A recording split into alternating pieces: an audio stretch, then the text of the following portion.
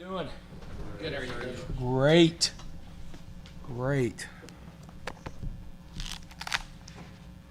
All right. Same thing as in the old place, we have mics on either side. We'll start with open questions and we'll jump into questions. That looks good. It's really cool being here. I love all the posts that y'all put out a while ago. I've been following a little bit of seeing the Gary Peterson Field Club and seeing all the pictures. Y'all are doing a great job with that. Excited. I've known Coach Patterson for a long time. In 2003, I got the job at Cedar Hill, and we went and visited Tulsa. Todd Graham was the head coach at the time. I think it was 2004, 2005, whenever he got that job. He was the DC. And they recruited Cedar Hill really hard. We took guys up there. I had 3 guys play for Coach Patterson on the defense side of the ball at Tulsa. And so I know him really well. I've known him for a long time. He does a great job. He's done a great job his first 2 years at ACU. If you look, whenever they've played in games like this, they've played really well. A&M last year, it was a 38-10 game. It was a close game in the first half. 2022, he played Missouri 34-17. And so I'm expecting the same thing as far as the team being ready to play. And, they're right down the road, so I know they're excited.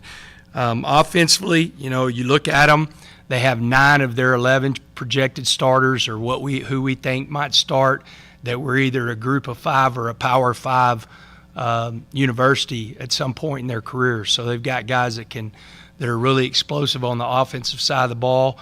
We know 6 of them, and so we know what kind of players they are, and they're really good football players. On the defensive side of the ball, that's what Patterson hangs his hat on. He's an old defensive coordinator. We're expecting him to be very involved in the defense, possibly even calling the defense this year. Guys that kind of jump off the film for us whenever we watch him, number 46, he plays outside linebacker and defensive end, or outside linebacker and inside linebacker. They've got a really good defensive tackle nose in number 98. And then the young man from Stephenville, Texas, played with Coy in the state championship, number 42. It's a really, really tough player, played really well against A&M.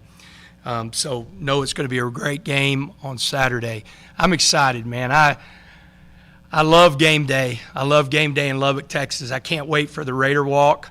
I can't wait to walk down into Jones AT&T Stadium. I can't wait. I just tweeted out, I can't wait for 60,000 of my closest friends to be here and celebrate the opening of the south end zone, to celebrate the new sound system and everything that's going to be a part of our new game day. And it's an exciting time. I always say, never miss the first time anything happens. And I know we're under 500 tickets to sell out. I'm just telling you, it's worth the price of admission whenever you see the south end zone, especially at night, and see what's going to be. And I'll tell you, we have a really good football team. 30 years doing this, I don't think I've ever been more excited to coach a group of guys just from the standpoint of their leadership and how hard they work to get to Saturday. So we've got 4 more days to put some really good work in to get ready for Abilene Christian, and I promise you everything on Saturday to be worth being in the house and watching the Red Raiders. So with that, open up for any questions.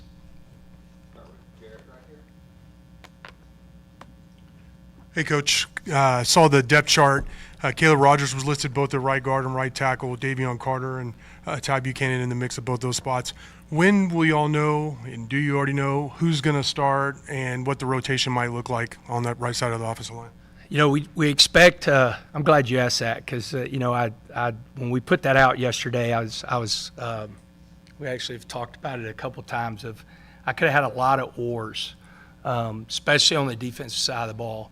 So you're probably going to see that next week whenever we put our depth chart out of the oars, just from the standpoint of the depth.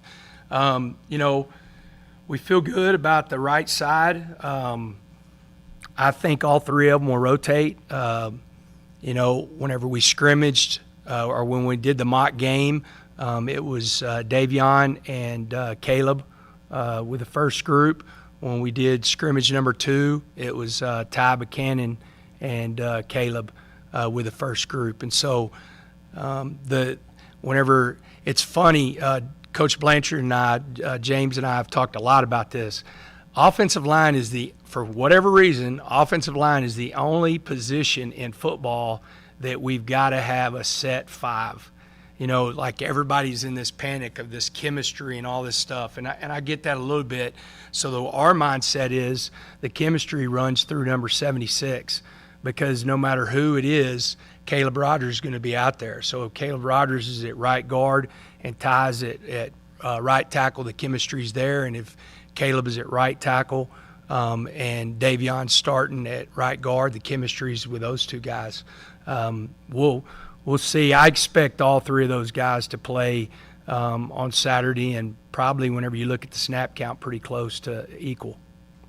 True freshman Will Hammond, you've said the desire to want to redshirt him, but you've also said he's been outstanding this offseason. Do you plan on playing him in 4 games and getting him some seasoning? I do. I that's the plan. I remind Will all the time, be ready. Yesterday when I walked up, put my arm around him, I said, okay, Barron's helmet came off and you're going into the game. Can you lead us down the field and score? That's your mindset. That's what you should be thinking about, not starting right now or anything like that. And he said, no doubt, Coach, I got you. And so I feel really good about where he's at. Whenever Cam Brown being the number 2, we're expecting him to play on Saturday. We're expecting him to play every Saturday in some capacity. And, he's experienced. He was a all-conference player last year. I think he was newcomer of the year at West Georgia. And, he's done a really good job too. We feel good about that room. Coach, could you dive in a little bit about, the guys that you're familiar with for Abilene Christian, just a lot of Texas Tech names on that roster for sure? Yeah, man, and big fans. I love Trey Cleveland. Whenever he transferred, he was great. Whenever he came in my office, I was a big fan of him whenever he was at Arlington High. He's a big play receiver. You go back and you think our first year, he made some huge catches on some deep balls that were acrobatic catches. I mean, he's a guy that, can make some big-time catches stretching the field. When he's on the field, we're going to have to be really aware of the deep ball. Nehemiah Martinez, you go back 2 years ago, my first year was really explosive, dealt with some injuries last year, so didn't play as much. But he's tough to tackle. He's really physical. Hutt is going to be interesting. You got to know where he's at because he's a former quarterback. So I could see some trick plays or some gadget plays running through him. And those are the 3 out of the 6 that I know the best because they actually were – on campus and went through spring football and played for us. The other guys, of course, I've met and talked to, but those 3 guys, are the guys that I really know.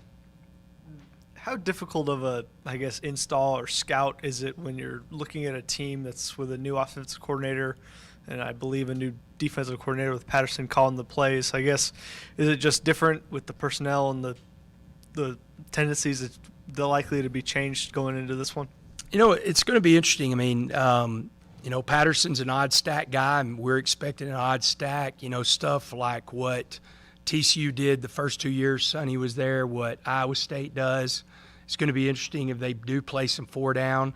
And then, we've been watching, we didn't even watch any of ACU's offense last year, really. I mean, we have for personnel, but not for scheme because they do have a new OC.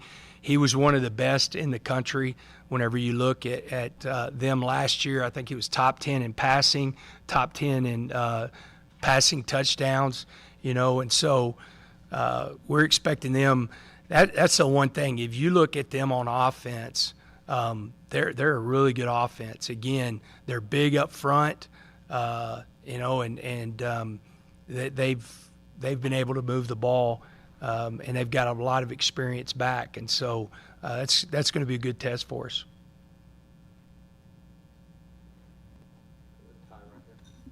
Coach, have you all decided on a kicker to just go out for that first play? I imagine, I wished I'd asked KP that. You can ask, I think he's going tomorrow, so you can ask that. I imagine Gino will go out first. It's going to look just like it looked year 1. Both of them have done really well. And that's the thing, whenever Reese had the spring that he had and he's had a good fall, you can't have competition in your brand and then say, well, we're going to give you the job, and so I'm expecting that Gino will go out and then Reese will get the next one, and hope we're scoring a lot of touchdowns and they're kicking extra points instead of kicking field goals, and maybe we can test the field goals the next week. But I think again I could have put, and we could have put or on both of those.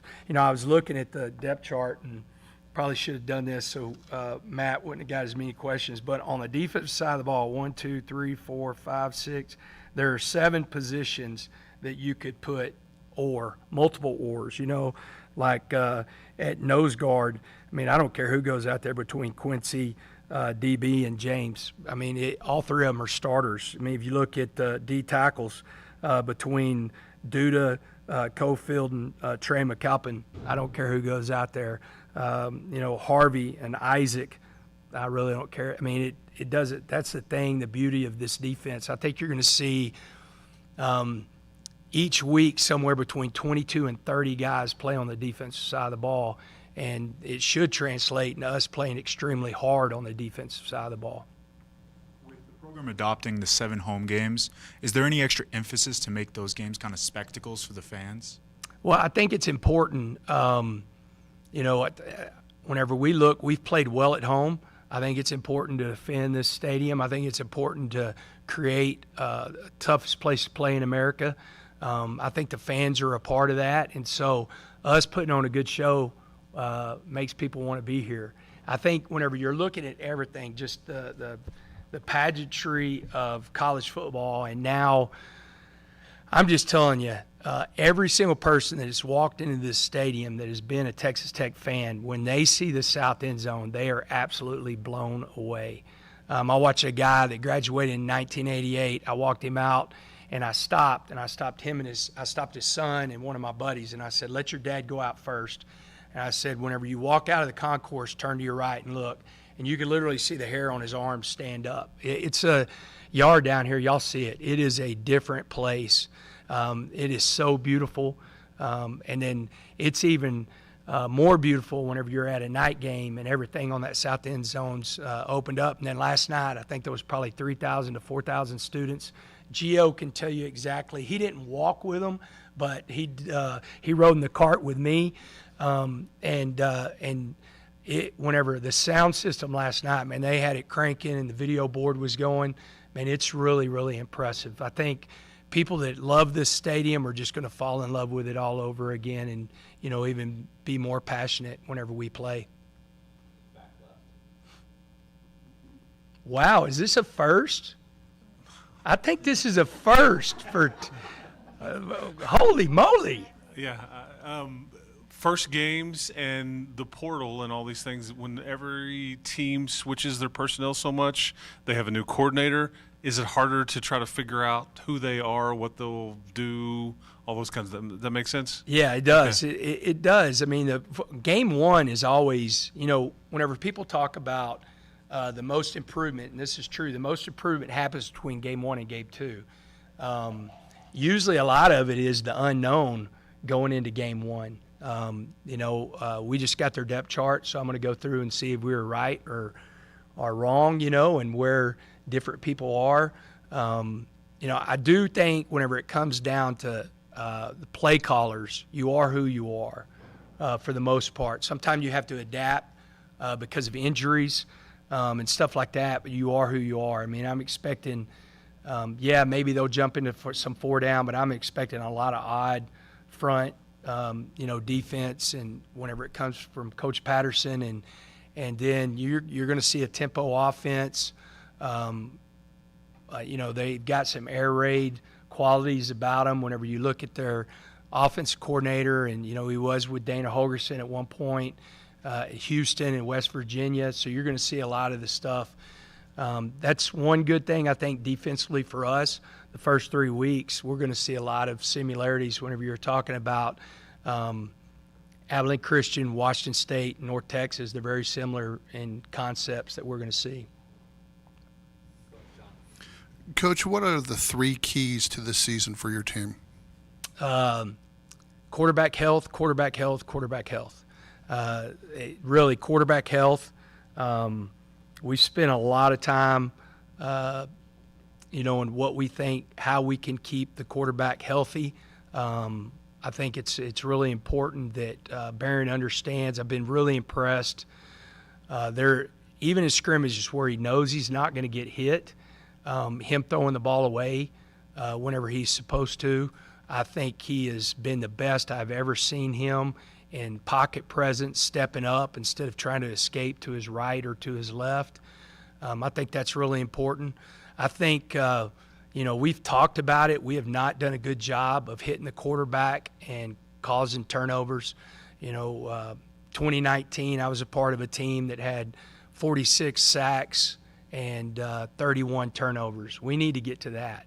If we get to that, then, we're going to have a special year. I think that's really important. And then, I think playing well early. We've played well late, so we've got to continue doing that. But we have the opportunity, having 5 out of our first 7 games at home. I know that Red Raider Nation is going to show up for those games, so we need to get off to a fast start. If you look at year 1 and year 2, we've been 3-3 after 6 games. We can't be that this year and expect to do what we want to do in November and December.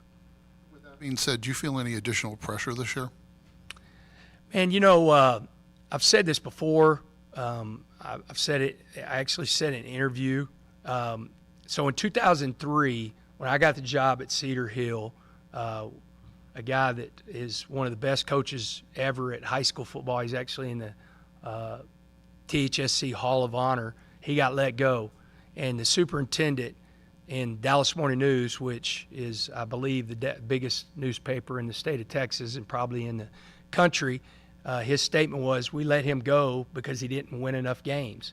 And so in 2003 at 31, I realized real quick to keep my job, I had to win games.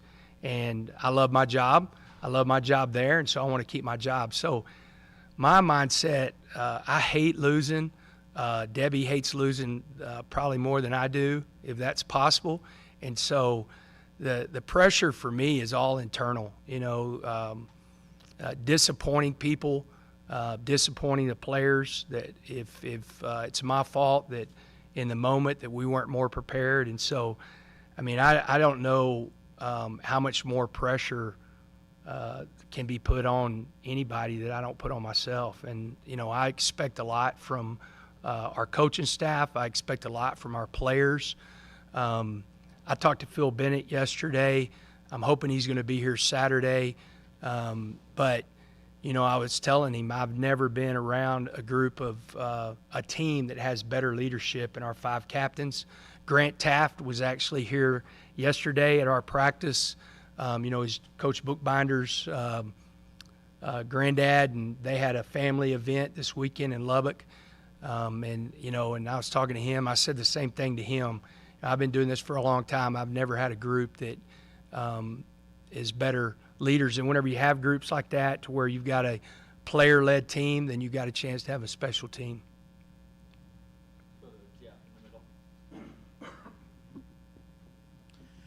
Coach, going back to your question a minute ago about the 3 keys for this season. Yeah. One thing that kind of gets overlooked, though, is a guy that we haven't talked about at all yet. How nice is it to have a guy like Taj Brooks on your roster that can be overlooked in that type of question because you know what you're getting out of him coming into the season opener? Yeah, I'm glad you asked about Taj. Taj would be the first one to tell you winning the Big 12, having a special year as a team is more important. But it's really important that he gets to 1168 plus. He came back for a reason. Part of the reason was that. And so I think it's really important. I think he's one of those guys that he's a security blanket for all of us.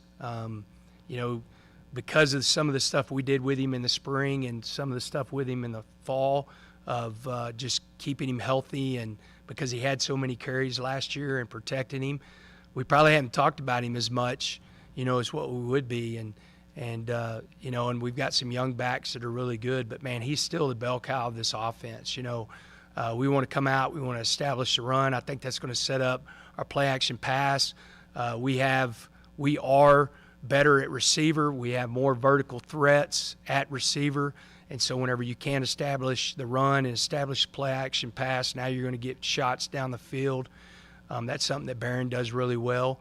And so, man, I'm excited to see Taj Brooks. You know, he's finally, since probably the Cal game, he's finally going to get turned loose because, you know, we've really kept him really under wraps and held him back through spring football and during the fall. Is this the most stable you've had your two deep since you've been here with regards to the players that you've recruited and brought in over the last 3 years, that this is, you know, I don't want to say finally your team because it's been your team since day one, but finally getting the guys in the scheme and in the positions that you want them to be in? Yeah, no doubt. You know, I'm glad you said it that way too, because I think every kid that's played for me in the last 3 years would tell you that they're mine. You know, I still stay in contact with every one of them, you know, and right now, we'll see tomorrow because the cuts happen tomorrow, but we've had good camps with our NFL guys and expect a lot of guys to make rosters, you know, tomorrow, and I've stayed in contact with them. But when you look at it, you know, year 3, the one thing that's starting to show up that should show up is the depth of this football team. And I think that is showing up, you know, especially on the defensive side of the ball. But, you know, you look at the tight end room and, you know, we've got 3 guys that, again, have NFL grades that we feel great about.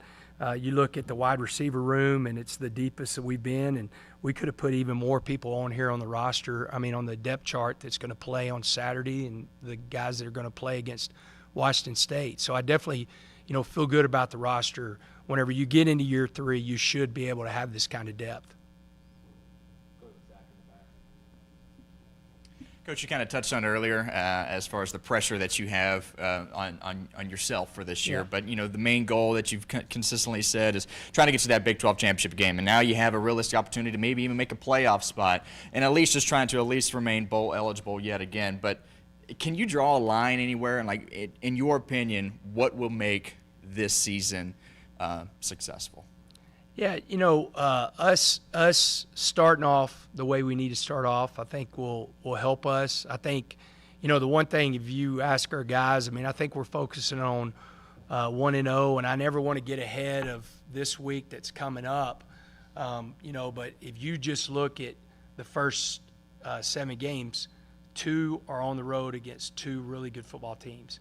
And so for us to, again, get to where we want to be, we've got to do a better job early on the road. But whenever I start looking at success of the season, it's a long way off, but we got to play meaningful games in November. And meaningful games to me in November are not becoming bowl eligible.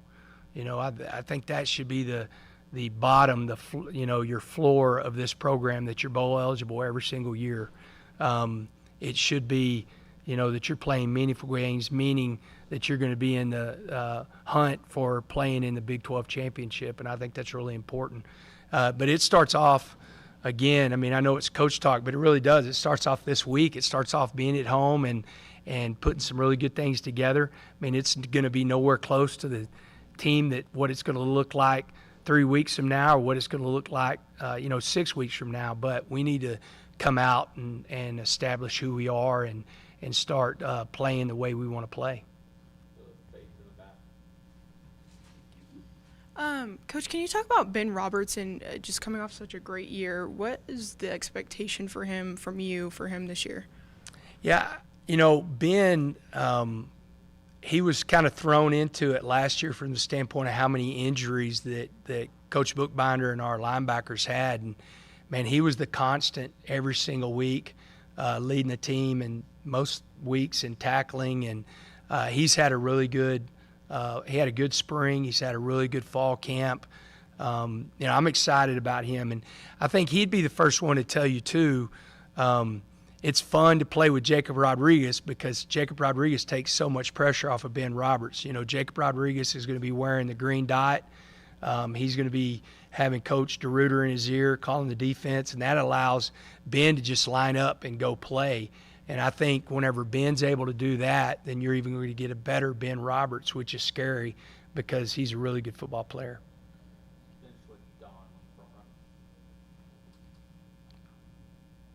Joey, what do you know now that you didn't know sitting up there 2 years ago about what you need to do to be a successful head coach in power conference football? Was there Do you feel like you've made any mistake or mistakes at some point in your first year? You know, I think we have grown as a staff. You know, I think instead of focusing on how it looks winning games, it's about winning games. You know, I came in yesterday and our staff meeting, I said, how many people did watch the SMU Nevada game? And, you know, most of my guys, if not all of them, watched it. I said, well, what'd you see? And they started talking about, they look like this, they look like this. I said, y'all missed all of it. They found a way to win the game at the end. They walked out of Nevada and they won the football game. Pat Mahomes, that was one of his big points to our team, is at the end of the day, he was talking about his team last year. He goes, we probably were not the best football team in the NFL last year, but we found a way to win, you know, and I think that is talking about as far as like year one to now, the growth with me and the growth, I think more than anything, the growth in our coaching staff, which people will see. What I'm expecting to see is that we're able to adapt, we're able to find a way to win games that maybe year one, which most of the close games year one we won, and then we didn't year two, especially early, that we find ways to win those games. Because there's going to be close games. There's going to be games that, you know, or there's a point to where you have an opportunity to go win that game. We've got to be the staff that can go win that game. Also, 2 years ago, your first spring here regarding Nehemiah Martinez, you said people better buy a number 20 jersey because everybody's going to know who Nehemiah is. And he caught 32 passes and scored a couple touchdowns that year. Was he simply just too far behind after missing camp last year to get in the mix, or what happened to eventually him leaving the program? Yeah, that, you know, I think that he had a really, really good first year, and I think just being banged up throughout the year last year, you know, whenever guys leave, it's kind of always one of those deals to where sometimes you want more. You want more touches. You want more time that you're in the game and stuff like that. And I think whenever he started looking at going into who was coming back, I mean, if you think about it, we've got a lot of guys back, and then we added some guys. It's the same thing, you know. Even if you look at if you look at the defense side of the ball, the guys that we're going to have back from this year, as long as they want to stay, I mean, they've got to understand how they're going to get on the field and how many snaps are there, and some people want more, and I can't fault them for that. You know, it's a decision that each person has to make. Sometimes it ends up really good for them, and sometimes it ends up that it's no different. I think it ended up good for him because I think he'll play a lot more for Abilene Christian, and, you know, I wish him the best every single game but Saturday. You know, so tell us, how long have Charles Esters and Javion Wilcox been down or not practicing?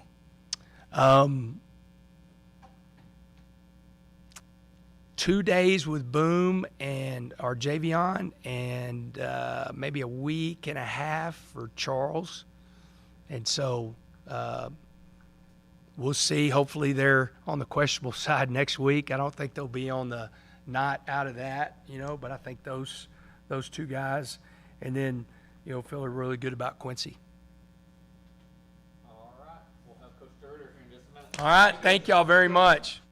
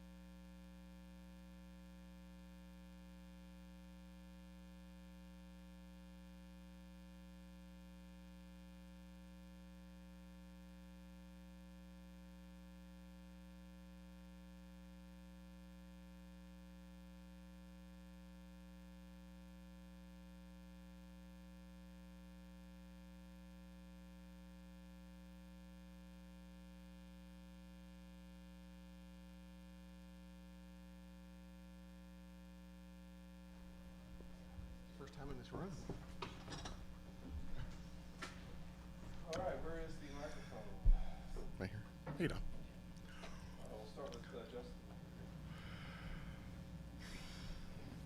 Coach McGuire just mentioned that we could see 22 to 30 guys play on defense on Saturday. I guess, how do you feel the depth is on this team? I know that's been a big talking point, but what kind of effort are you expecting from these guys with the possible amount of rotation that you could see on that with that group? One of the things we've challenged our guys with since we started this new year over again is, because we have competition, because we have depth, we're going to take it to a different level on how hard we play and demanding them play to a certain standard. And by and large, our guys have stepped up to that. And when you know that your backup is just as good, if not better, I better go as hard as I can for as long as I can, and then I can tap and get the next fresh guy in. I think it motivates you. And guys who won't hold that standard won't get on the field. So it makes for a great situation. It's a great talking point as a coach when you first get somewhere, but guys know who the guys are. If you're clearly a starter and the backup is a little ways behind you, you can say, hey, if you don't go hard, I'm putting the other guy in. But even a tired one is a lot better than the two. It's hard to put that second guy in. And we're in a situation now where we've developed that depth and feel really good about it. I asked Coach about this, but how difficult is it to scout a team like this where they're had a lot of personnel change, they have a new offensive coordinator, kind of don't know what you're going to get until the lights come on? Yeah, it's always interesting the first game of a year. You have a coordinator change. The last few years, and with the transfer portal, everyone's got new players. So you go back to their previous schools and see what tape you can on guys. They've got a veteran team in a lot of spots, and so I think from a seasoned team, they're going to be a quality opponent. The fact that they have a new scheme to get ready for, and who's going to fit those pieces. Is the question mark in our mind. They were a very different team a year ago from a personnel standpoint. Excuse me. Sorry about that. They were a very different team a year ago. Coordinator-wise and just whole scheme-wise. Now it appears they're going to an air raid concept. Their new offense coordinator did a great job at Valdosta State. You're talking about a team that threw for over 300 yards a game, but also ran for over 125 yards a game, scoring 37-plus points a game. Those are challenging schemes to a lot of people. The good news is we see a similar version of that every day in practice. So our rules are set that, we can play against anything. As the game goes, we'll see what they do and have to adjust from there. We'll go next to Jared. Hey, Coach, I can't remember if you were asked about this in camp, but what are your thoughts on the communication to the mic and the speaker and how all that works for you? Well, I was a little disappointed that they adopted the NFL model in that you only have one guy on the field with the green dot. In the bowl game, I think we had 3 different ones, and it was awesome because you could talk to the back end and the linebackers and really not have to signal. Because of the way the operation is with tempo offenses and secondary getting spread out, you better have a signal operation as well as the verbal communication with the linebackers. So while it's a step up from a year ago, there's still some issues I would think maybe to be worked out, but they wanted to go to a proven system with just one green dot on each side. I like it. I think our linebackers like it.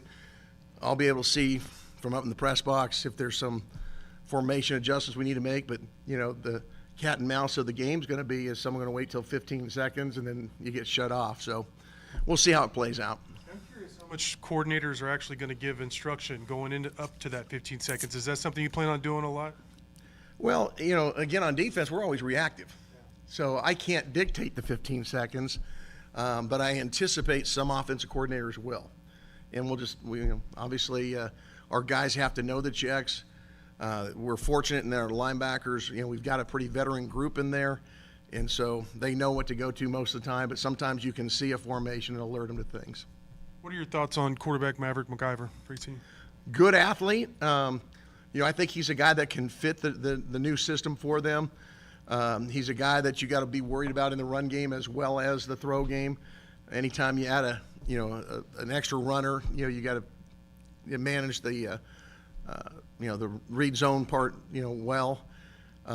He's played a lot of football games, and so anytime you play a quarterback, multiple season starter, they get better every year. They get more seasoned. They see different things. Even though it's a new scheme, the guy's a good competitive football player.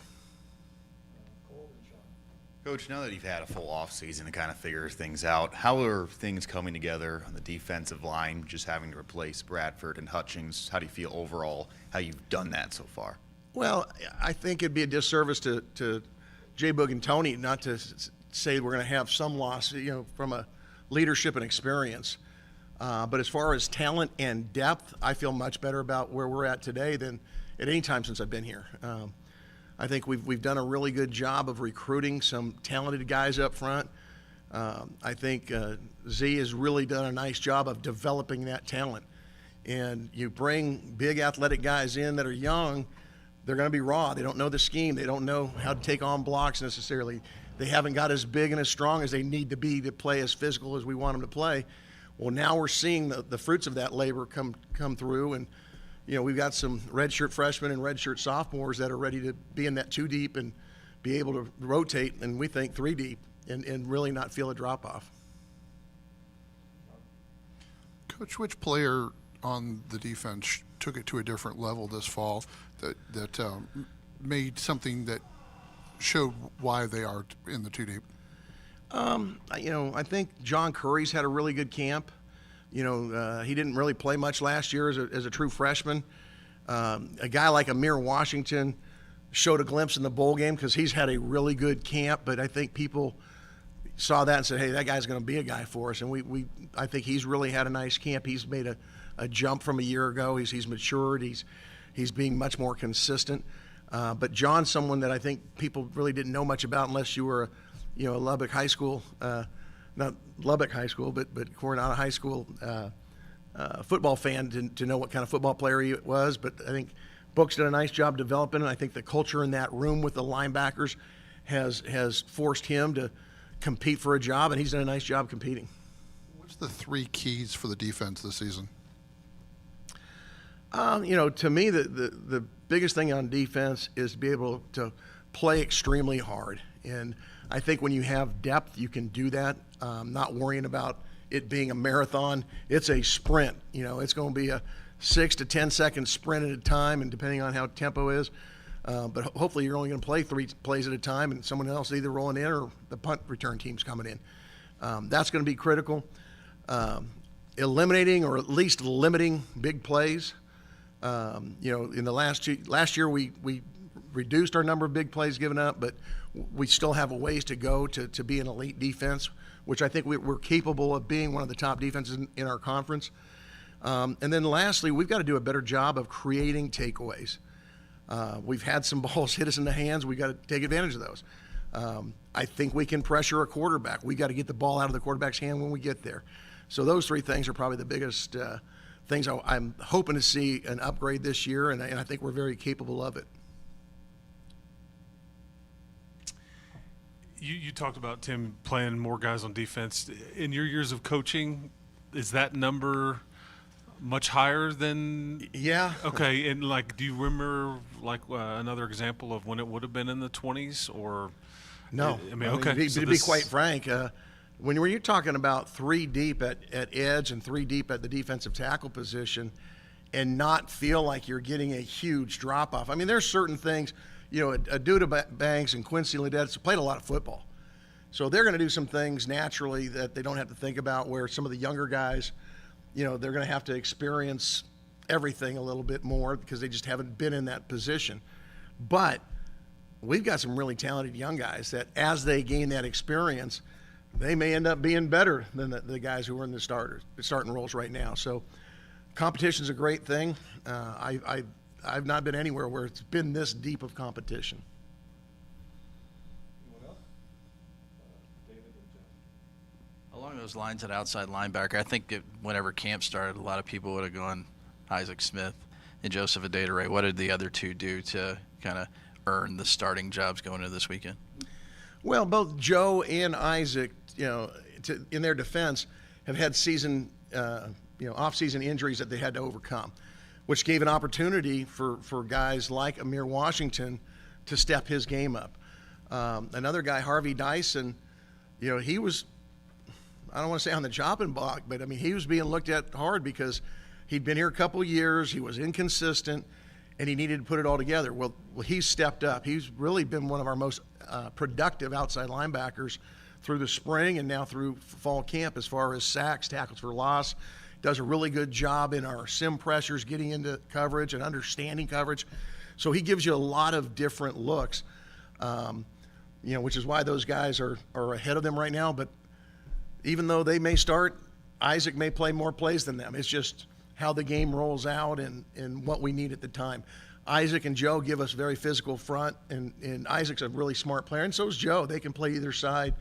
There's some nuance to playing the field or the boundary. But the fact that they're both experienced football players that are physical gives them a chance where any one of those four play. I consider them all starters. Coach, I know you guys have done this in the past. I don't know that I heard you guys do it this year or not, but did you guys do a mock game week last week? We did. Okay. How did your guys respond to that? And did you have to make any changes going into the actual game week for your guys this week? I think our guys responded well. We've got a lot of guys who've played. When you're going through those mock scrimmages, it's more of a situational, okay, hey, we're going to go run 3 plays. Third down, we get a stop. We got to get the punt return team in. It's all those interactive, hey, they're backed up here. What kind of plays do we anticipate for them? Put our guys in those situations. And I think they handled it well. It really didn't change our preparation going into this week. We started some of our ACU prep last week. And of course, we're full go this week. And with regards to that, I know you talked about it a little bit, but when you're facing a new offensive coordinator in week 1, is it just even more so got to focus on what you guys do and really make sure that everything is nailed down so that no matter what kitchen sink they throw at you, you're ready for it? And that's just it. The biggest thing we've got to do as coaches every week is make sure we're the best versions of us as coaches, as players, making sure that while we want to build in wrinkles, we want to build in disguises to hopefully confuse the offense, that we don't have too much that it confuses our guys. And so that's always is the formula that I think about on a weekly basis. What do you need to win? What do you need to win this week? What's going to complement it next week? All those types of things. And yet you play in an offense that you really don't know exactly what they're going to do and who they're going to be. We know some of their playmakers. 13's a heck of a player outside. Henry's a transfer from Ole Miss. In high school, he was a burner. So we know he can run. So you anticipate, okay, is he going to be their fly sweep guy? Is he going to be their gadget guy? But until you see them on tape or see them live here Saturday, you don't know. And it's a matter of, hey, let's play our defense physical and fast.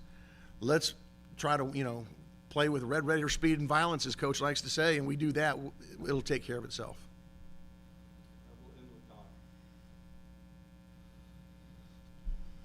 Tim, talking about the number of guys that you're going to play, the amount of rotation you're going to have, and mock game a moment ago and going into the first real game, what coach or coaches are most responsible for making sure you have the right people on the field depending on down and distance and situation and et cetera? I'm going to be up in the box. Marcel and CJ and Z and Book will be down on the sideline. So, every position coach is responsible for their position. We'll do a great job. We have terms for our different personnel groupings so that they know, and they'll signal going onto the field, and I'll be talking to the linebacker about what personnel grouping should be in the game. So there's some redundancy there, but when you're subbing, you've got to have communication. The thing our offense does, they go tempo against us, so we get used to playing that way. Sometimes they'll sub as well. So, within a series, we're using that time to sub out to match personnel. And so we've practiced it a number of different ways. You talked about all your depth up front, and obviously we know about the inside linebackers. What's your confidence level right now in your secondary with all the new faces there? Well, I'll tell you, starting with the star position, I think A.J. McCarty and B.J. Brendan Jordan have really had a great competition. They're both neck and neck. I look at those as starters, 1A and 1B. A.J.'s a little bit more short area quickness and probably a little bit better in man coverage, although B.J.'s not bad. B.J.'s got a little bit more bulk to set edges, and both of them are really good blitzers. So they both give us little slightly different versions of a very dynamic person off the edge. I think CJ's doing a better job now that he's been in that position in off season in a whole fall camp, and just, as opposed to just getting thrown in last year, the boundary safety position. So he's doing a much better job of communicating. I think Braylon Lux can be an all-conference corner. He steps up, and we've got really good competition on the other side that he has to step up against it, every practice. Mo Horn has had a really good camp. Those guys probably have separated themselves a little bit from their backups, but JP has done a really nice job at corner. He was a guy that had to step up, and he has. And then Devin on the other side has got a different skill set. He's a very physical corner. Played some safety at the college he was at up in Canada. So we've been training him both at safety and corner. He's not quite where Mo and Braylon are, but I think he's a very solid corner that could also help us inside. So we've got some ways of moving people around to take care of the depth. And the last guy I didn't even talk about was Chapman. Chapman is having to replace Rabbit, arguably probably the biggest hole that we have coming from last year to fill with Rabbit, leaving us, because he was such a good communicator and playmaker. Chap has really stepped up. I think being behind him and seeing what that took has helped him. And then he's got Jordan Sanford behind him, who's another quality player. So we feel good about the depth there. And Jordan can play either safety or corner. So there's a lot of flexibility we can have with those guys. All right, we'll let Coach go and bring up Coach Kinley next. Thanks, Coach. Mm-hmm. Coach.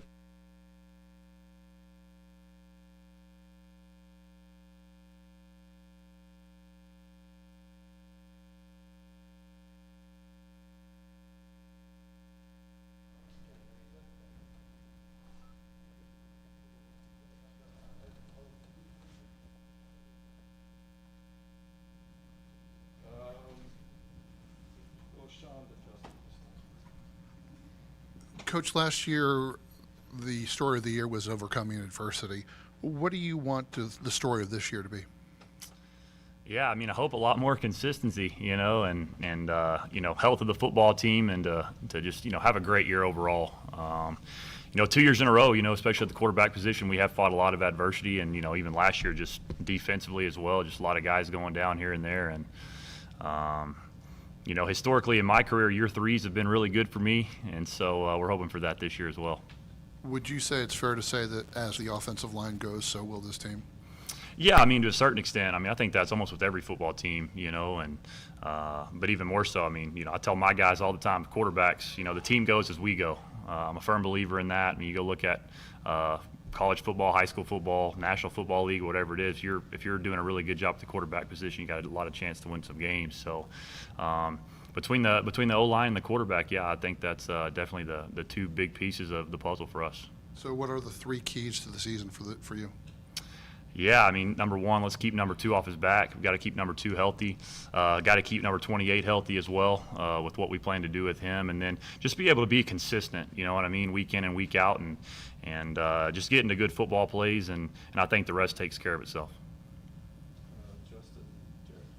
Coach, what do you remember about the Houston Baptist game here, coaching against this defensive coordinator? Yeah, what do you want to know? I remember a lot of it. Watched it a few times the last couple weeks.